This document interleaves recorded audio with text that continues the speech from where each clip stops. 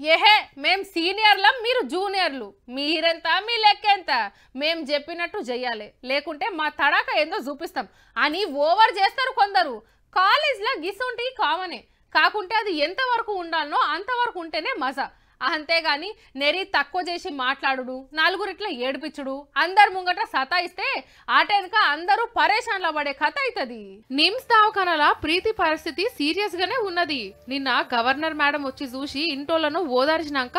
మేం కూడా పోకుంటే బాగుండదు అని అనుకుండ్రో ఏమో ఒకలెనక ఒకలు ఇద్దరు మంత్రులు వచ్చిండ్రు ఇయాల తప్పకుండా కోలుకుంటది అనేది డాక్టర్లు కొంత హోప్ చెప్పడం జరుగుతున్నది మంత్రి గారికి అంత ఆత్రం ఎందుకో మరి ఇంటోళ్లను ఇంకింత బాధ పెడతానికి కాకుంటే వరంగల్ కాకతీయ మెడికల్ కాలేజ్ లా పీజీ ఫస్ట్ ఇయర్ చదువుతున్న ప్రీతిని సీనియర్ సైఫ్ మస్తు సతాయించేదట నన్ను సార్ అనాలే బాస్ అనాలే అని వాట్సాప్ గ్రూప్ లా అందరికి తెలిసేటట్టు మెసేజ్లు పెట్టే వరకు బాధ అనిపించి పానం తీసుకోపోయిందట ఇంత లొల్లి ముదిరే వరకు సైఫ్ ను అరెస్ట్ చేసిండ్రు ఏది నీకు సరైన బ్రెయిన్ లేదని ఇట్లా హేళన చేయటం ఇన్సల్ట్ చేయటం ఇది వాట్సాప్ గ్రూప్స్ లో పెట్టడము లేకపోతే కామెంట్ చేయటము ఈ అమ్మాయిని